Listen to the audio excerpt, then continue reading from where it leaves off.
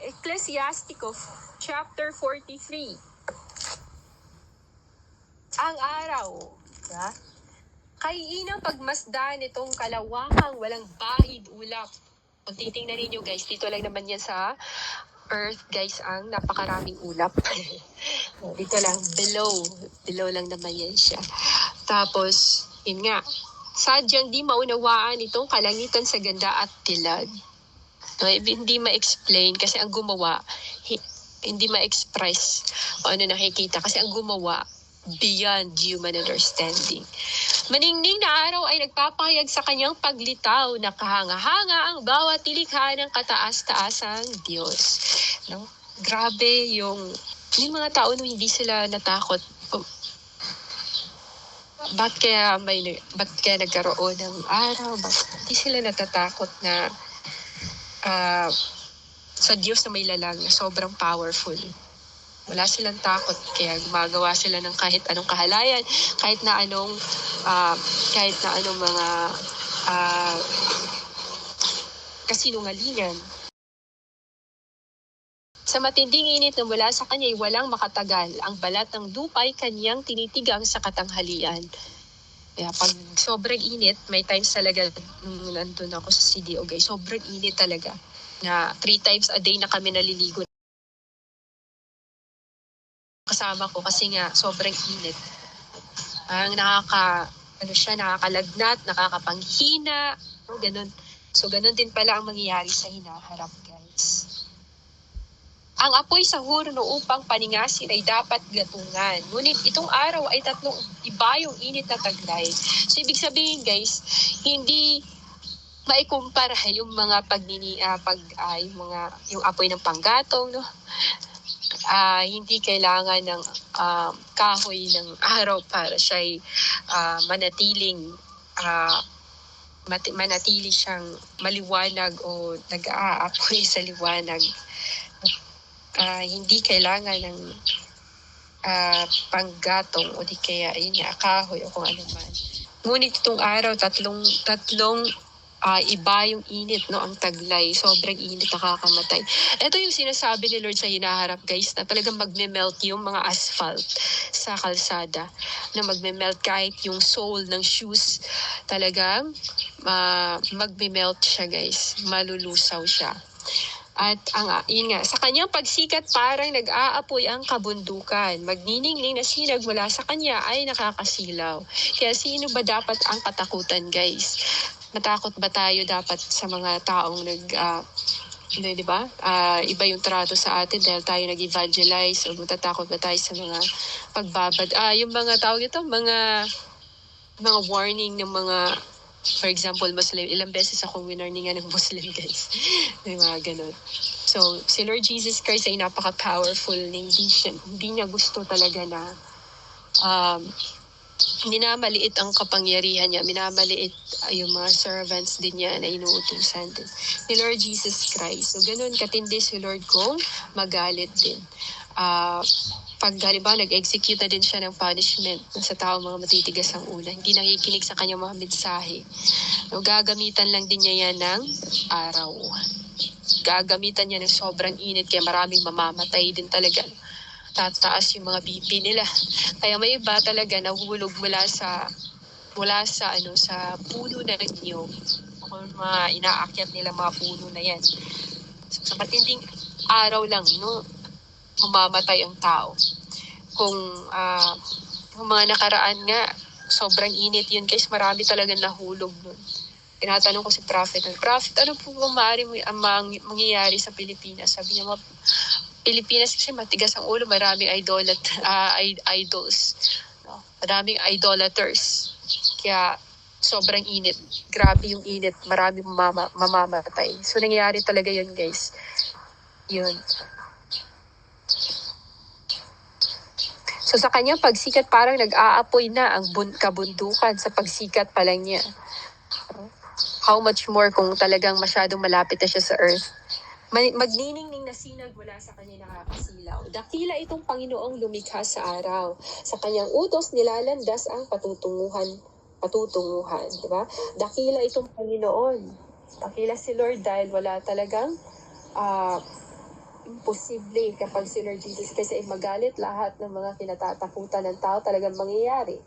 Sa kanyang pag-urong at pagsulong, binibilang ang mga buwan, kahanga-hanga ang walang patig niyang pagbabago. Sa buwan na naman tayo guys, sa pananda, sa pagdiriwang, ayun nga pala, sa buwan. Ang Panginoon din ang lumalang sa buwan, na siyang panukat sa pagkakahati-hati ng panahon. Napapansin natin yung sa Book of Enoch, di ba? May iba't ibang direksyon ng buwan.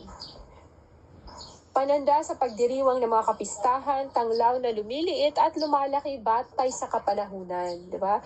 May mga times na nakikita natin niya ang buwan ay ang laki ng buwan. May times din na parang okay lang yung laki niya. Sa kanyang pag-urong at pagsulong, binibilang ang mga buwan, kahanga-hanga ang walang patig niyang pagbabago, patnubay ng di mabilang ng mga tanglaw na nagliliwanag sa rurok ng kalangitan. Nagbibigay ilaw sa mundo. Kahit na walang kuryente kapag maliwanag yung buwan, di ba? Talagang para ka na ding nagkaroon ng kuryente. Pero more than pa dyan, guys. Kasi nga, talagang iba ang nabibigay ng liwanag ng buwan. Iba yung nabibigay ng liwanag ng buwan. Iba talaga ang nature, guys. No, kahit sa hangin ka, iba ang nabibigay ng hangin ng electric fan or lamig ng aircon kaysa sa natural na nagsisnow or lamig ng panahon or sa ulan, ganun. Iba ang dating talaga ng natural na bagay. Ayun. Karikta ng langit, patnubay ng di mabilang ng mga tanglaw ang nagliliwanag sa rurok ng kalangitan, di ba? Ang ganda ng gawa ng Panginoon na hindi talaga ma-explain ng tao. Mapapawaw ka na lang lagi, ay ang ganda, no? Mga ganang bagay. Maganda sana kung may pakpak tayo, guys, Karikta ng langit ang mga bituin. So, sabi, di ba, salita ng Lord Jesus Christ kapag ang mga tao ay, kung may mga Christians na nakakapagpadala sa Panginoon Jesus Christ, ng mga backslider, o nagrepent na mga tao, guys, no? Mula sa pagiging makasalanan, para daw silang magiging between daw sa kalangitan, hindi kukupas yung liwanag. Sa isang salita ng Diyos, lumilitaw sila sa pisngi ng langit at walang pagod na nagbabantay sa buong magdamag. Ito naman, guys, ang bahaghari. Pero pinaparusahan ni Lord kasi ang between kasi minsan daw hindi daw tumutupad sa schedule nila. Hindi daw responsable sa schedule nila. Sa isang salita ng Diyos, lumilitaw sila sa pisngi ng langit at walang pagod na nagbabantay sa buong magdamag. So ito naman, guys, ang bahaghari. Masdan ninyo ang bahaghari at purihin ang dito ay lumikha. Kaakit-akit ang makulay niyang kagandahan. Gustong ipakita sa atin ni Lord Jesus Christ na immeasurable God siya. Hindi mafathom yung mga gawa niya. Kahit pag sinasabi na hanapin siya, matatagpuan siya, talagang matatagpuan siya. Kahit na hindi hinihiling ng mga tao na makita siya, bigla na lang si Lord nagpapakita. Hindi mo naman in-expect na minsan kakausapin ka, tapos bigla kang kakausapin ng Diyos, diba? I mean, yung tahimik yung panahon, tapos bigla ka na lang kakausapin ng Panginoon Jesus Christ. Di mo in-expect na lalapitan ka ng Diyos. Yung Diyos mismo na lumalang makikipag-usap sa'yo. No? Hindi naman talaga yan imposible, guys. Kasi si Lord naman talaga ang gumawa sa atin din. Ibig sabihin, kasama natin siya. At as a Father, yun nga, di ba? God Almighty, Father, si Lord Jesus Christ, ibig sabihin na lang inaalagaan tayo without our notice, without knowing. without our knowledge, na inaalagaan tayo, hindi natin nalalaman kahit nasa kasamaan tayo na sitwasyon or hindi maganda yung pamumuhay natin, nasa kasalanan, no? Pagiging makasalanan, pero napaka-overwhelming yung love ni Lord Jesus Christ. Kasi hindi talaga bumibitaw si Lord. Ang tao lang talagang bumibitaw. Eternal nga siya, guys. If we will hold the Lord Jesus Christ eternally in our hearts, if we will hold the Lord, no, eternal, of course, no, hanggang kabilang buhay, kahit mamatay ka, hindi mo alintana. Hindi mo alintana ng kamatayan because you know kung saan ka pupunta, kung kanino at sino yung makakasama mo. Tapos, masdanin yung bahaghari at purihin ang dito ay lumikha. Kaakit-akit ang makulay niyang kagandahan. Si Lord Jesus Christ ay parang bahaghari. Nasa kanya lahat ang kulay. Siya may-ari. Siya ang pintor ng mundo. Siya ay nagbibigay kulay sa lahat ng bagay dito sa mundo. At binibigyan ng kulay kung anong kung sinong inaisin niya, bigyan ng kulay na white, brown, complexion, or dark, di ba, mga ganun. Napaka talaga ni Lord Jesus Christ, no? Napaka-awesome in power. Sabi nga ni Lord sa kanyang salita, "Delight in me and I will give you the desires of your heart." So, ko na nakakaguhit sa kalawakan ng langit, hinubog ng mga daliri ng puong may kapal. Ipinahayag ng kalikasan ang kapangyarihan ng Diyos.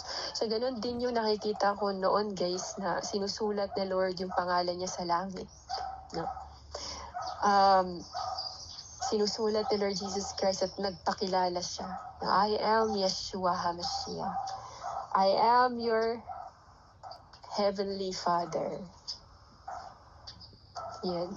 So, pag nagpakilala na yung pangalan na yun, guys, it means na you are, belong sa langit. No? Belong ka sa langit. Pag nagpakilala na yung pangalan na Lord Jesus Christ, Yeshua HaMashiach sa'yo. Imagine, hindi ko hiningi yun na gano'n ang mangyari, pero pinakita. No? So, maaaring din ipakita ni Lord Jesus Christ sa'yo. Sa ilang beses yun, guys, sinulat talaga yung Yeshua HaMashiach. Pero yung iba, hindi yan pinapakita. Kaya naman, ang iba napupunta sa Yahushua, napunta sa Yahuwah, napunta sa Yeshua, di ba? Madaming mga shwa-shwa. Doon sila napunta, guys. Pero sa atin, hindi yan gawa-gawa o hindi yan based on study, hindi din yan based on Google, hindi din yan based on human standard na pinag-aralan talaga nila na may masusing pag-aaral, kundi yan ay binigay lang as a gift ni Lord na yan ang original name niya. Yan ang tunay kong name sa Israel. Hindi Yahuwah, hindi Yahushua, hindi din Yeshua, kundi Yeshua HaMashiach. Doon sa spelling sila. Oo. Kaya sa atin, guys, ang group natin, ang pangalan na Yeshua HaMashiach na yan, hindi yan natin pinag-aralan, no? Binigay lang yan ni Lord na libre. Tinanggap lang din natin na libre. Nalaman lang natin na libre. Diba? Sa kanila, pinag-aralan nila, no? Kung ano-anong mga syllables, anong mga letters, pinag-aralan, pinahirapan nila ang kanilang sarili. Pwede naman hingin kay Lord. No? Pwede naman sabihin kay Lord, Lord, ikaw po ba tong Yahushua? O pwede sabihin ni Lord, hindi ako yan. No, so sa atin, hindi kasi yan gawa-gawa, kundi binigay sa atin ni Lord, ni-reveal sa atin. No? Hindi talaga maikumpara ang human standard o pagsistudy lang ng tao sa sarili niya sa pagbibigay o pagre-regalo lang ni Lord Jesus Christ sa katotohanan. No, anak, hindi ako yan. Ako si Yeshua HaMashiach. no? Kaya, hindi lahat ng tao talaga alam yun. At hindi din sila makaka-relate sa atin, no? Kung hindi din sila imamagnet ng Holy Spirit ng Panginoon Jesus Christ. Hindi sila hihipuin, guys.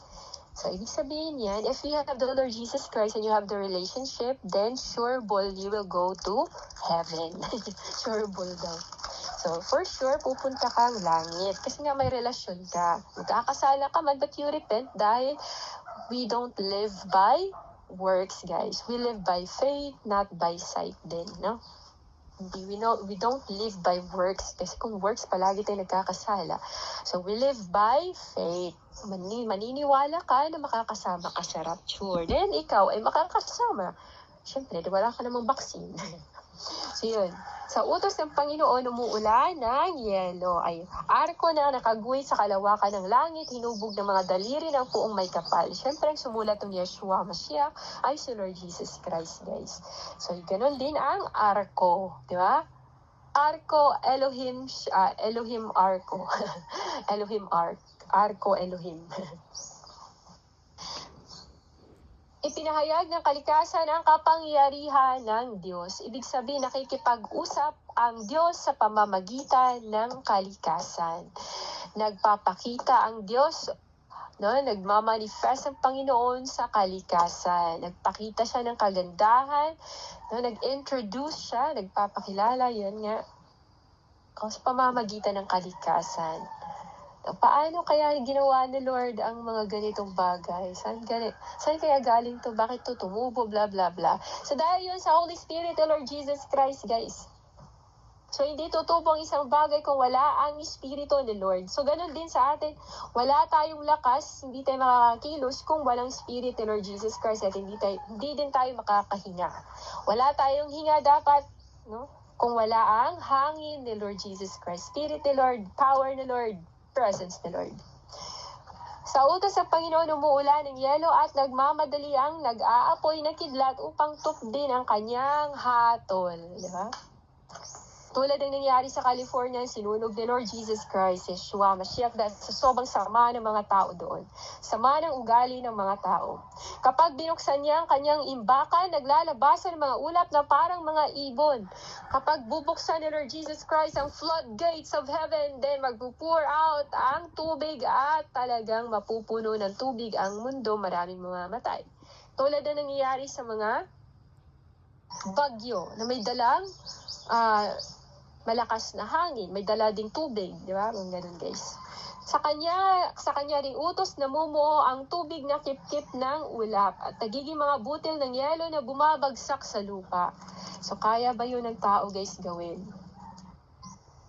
Kaya ng mga tao gumawa ng refrigerator. So, yun, guys, sa kanya ring utos namumuo ang tubig at nagiging mga butil ng yelo na bumabagsak sa lupa. Sa pagkadating niya ay nanginginig ang mga bundok, nagsishake yung mga bundok sa presensya ng Panginoon Jesus Christ. At nagiging mga butil ng yelo na bumabagsak at sa dagundong ng kanyang tinig, nayayanig ang lupa. Ganon ang pagbabalik ni Lord Jesus Christ. Mayayanig ang mundo, manginginig sa takot ang lahat. Na manginginig sa takot kahit ang bundok. Akala ko talaga dati, wala talagang buhay yung mga bundok, walang buhay yung bato, walang mga buhay. Pero, na-realize ko, guys, nung nagbasa na ako ng Bible na lahat pala talaga may buhay. Ha? Lahat pala talaga may buhay. Saan ba galing yung mga bakal na yan? Diba sa bundok? May buhay ang bundok. May buhay ang mga bato. Bakit lumalaki yung bato? Kasi may buhay. It's all by the power of the Holy Spirit. Kaya nagkaroon ng buhay ang mundo, guys. Kaya may buhay, maraming may buhay sa mundo. Sa pagdating niya, nanginginig yun nga, kapag gusto niya ay agad umiihip ang hanging habagat at humahagibis na dumarating ang buhawi at bagyo. Kapag nagbigay na ng instruction si Lord, okay, bisitahin ang Pilipinas. Yun na yung bagyo, guys.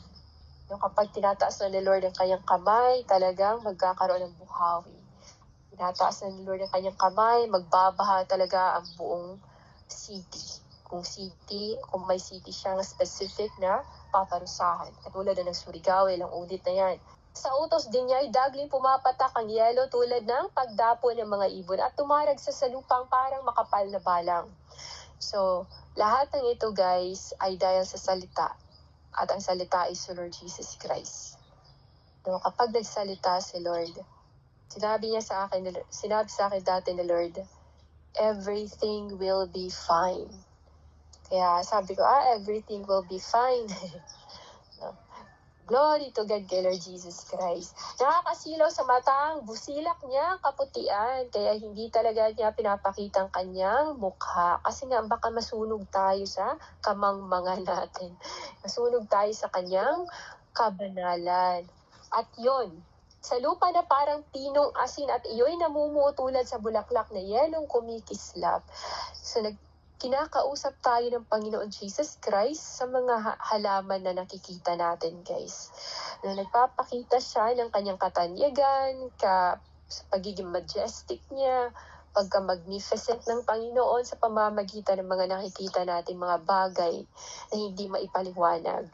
Kaya nga, minsan, kaya nga sinasabi sa salita ng Lord na, ba't ka pa naghahanap ng mga bagay na nakatago sa'yo, na hindi nare-reveal sa'yo. Kung yung mga bagay na yan na nakikita ng mata mo, hindi mo nga maipaliwanag bakit yan nabuhay, bakit yan namamatay, bakit biglang ganyan. Ang sinasabi ng scientist, kasi ganito, may mga bla-bla, pinangalanan sila, etc.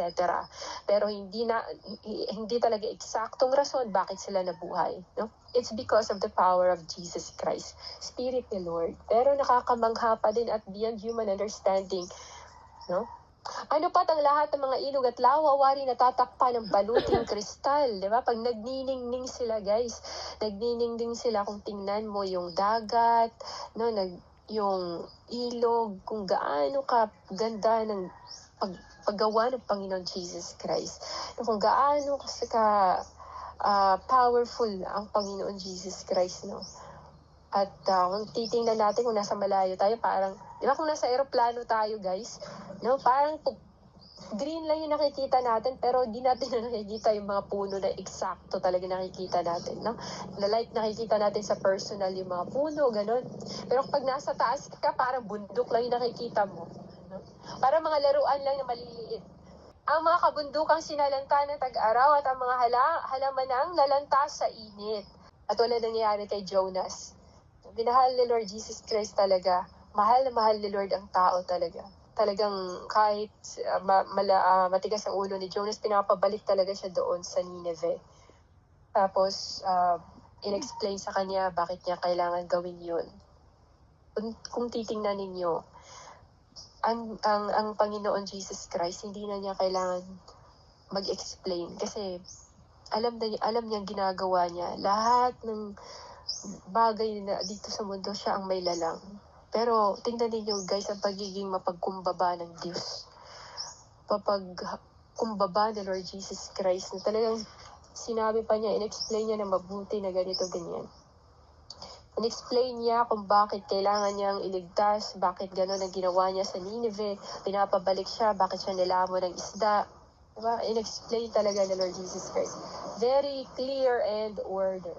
At yun nga, siya rin ay muli niyang ang mga kabundukang sinalanta ng tag-araw at ang mga halaman ng nalanta sa init ay muli niyang pinanariwa pagpatak ng ulan. At ang init ay napapalitan ng hamog na nagbibigay buhay. So, ganun si Lord. Ibig sabihin siya lang talagang makakagawa sa lahat ng bagay dito sa mundo, guys. Siya lang makakagawa ng paraan. Wala talagang ibang tao na makakatulong sa kanya. Walang tao guys na makakapagpabuhay sa pinapapatay ng Panginoon. Walang taong makakapagpaayos sa winasak ng Panginoon. Only the Lord Jesus Christ can fix, no? Can destroy and fix. Ganon. Si Lord Jesus Christ lang. Siya rin sa kanyang karunungan ang nagpatahimik sa kalaliman ng dagat, di ba? Siya rin ang sinalita lang niya guys at nangyayari agad. At nagpalitaw ng mga pulo sa gitna ng tubig, di ba? Sa Genesis, nung nag-execute na si Lord Jesus Christ with tremendous force nung ginawa na niya ang mundo. Siya rin ang ang mga naglalakbay naman sa malawak na karagatan ang nagsasalaysay ng mga kagulat-gulat na panganib doon. Tayo naman na mamamangha sa makikinig. So, ayun nga. Hinayaan na Lord na may mga taong makarating para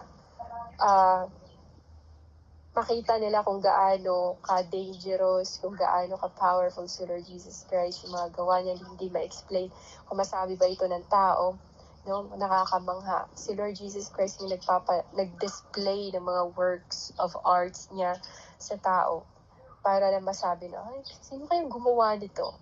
Paano kaya ito ginawa? No?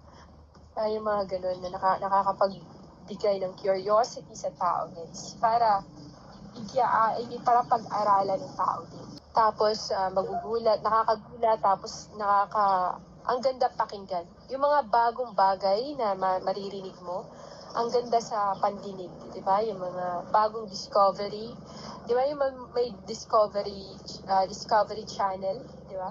Pag may mga nakikita ka ganun, ay, ang ganda, di ba? Mapapamangha ka.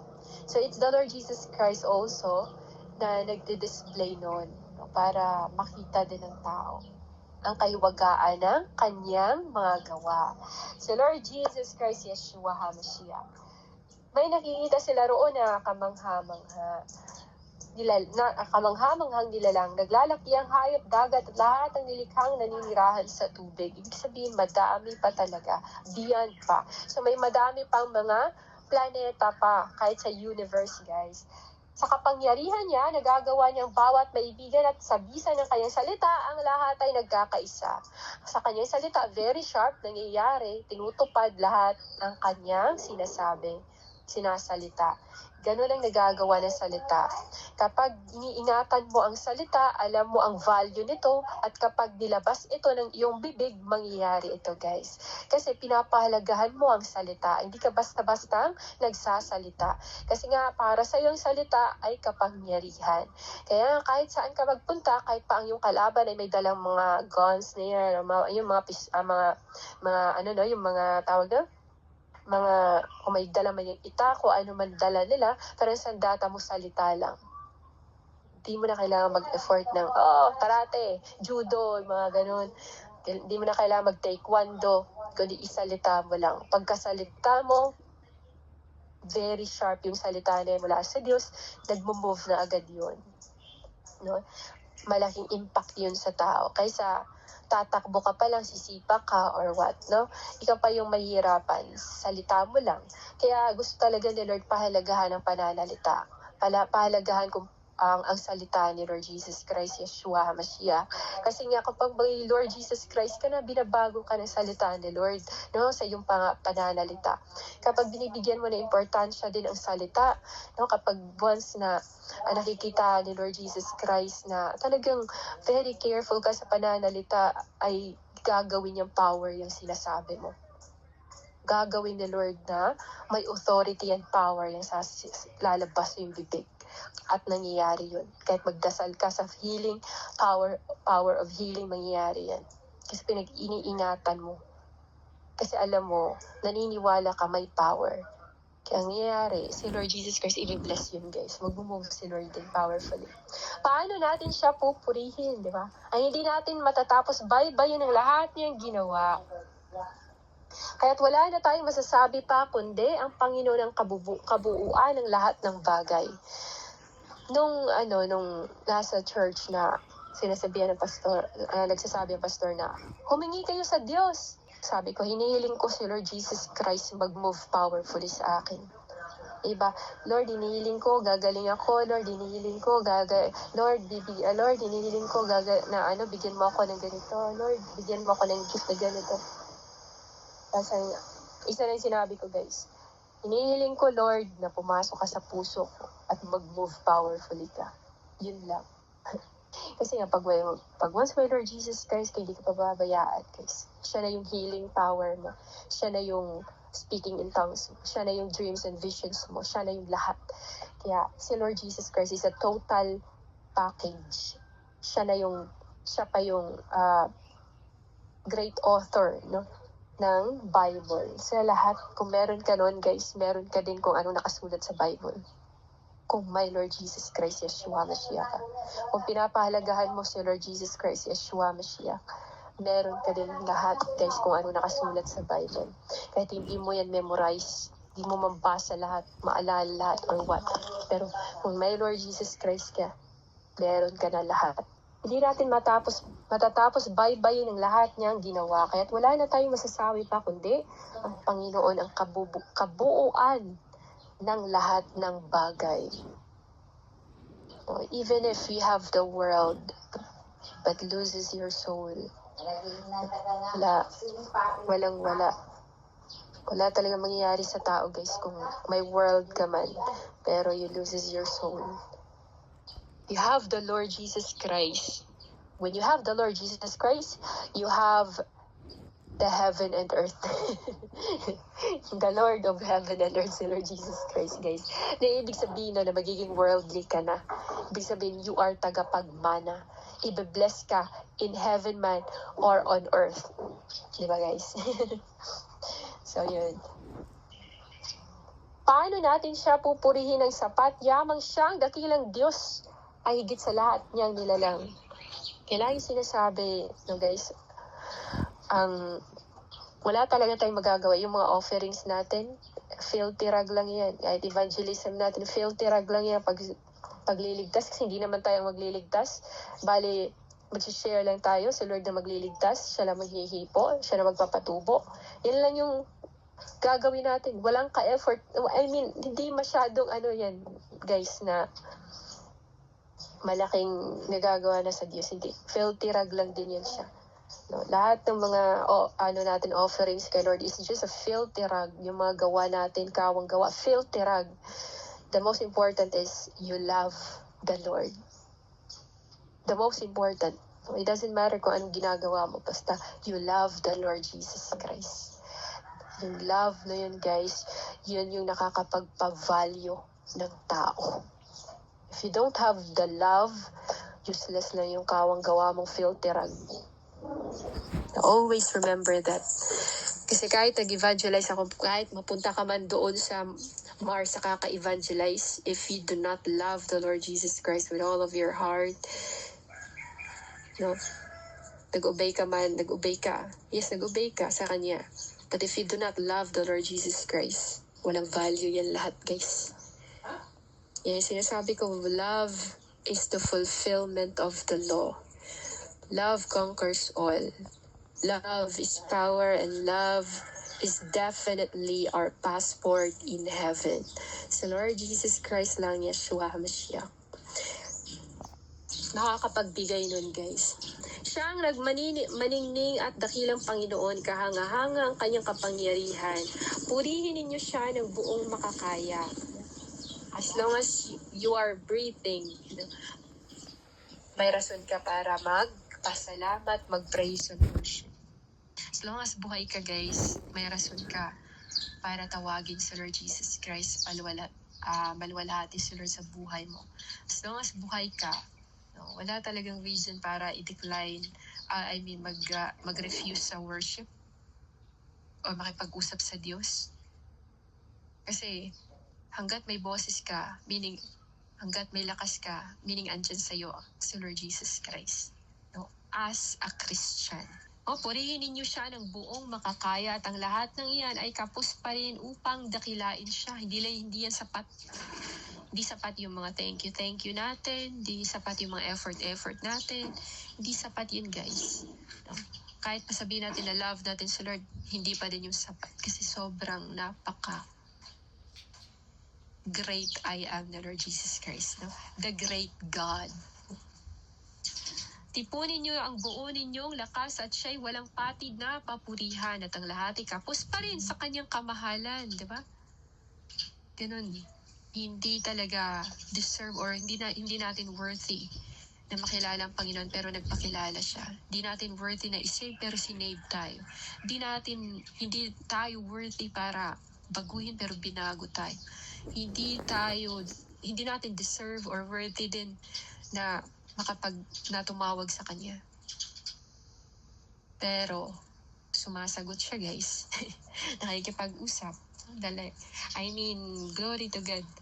Walang nakakakita sa kanya upang siya'y mailarawan. Walang makapagpangaral sa kanya ng sapat. So, maganda itong i-save tong verse na to para pag halimbawa sabihin, ay, representative lang yan. Oh, ito yun. Walang representative kay Lord.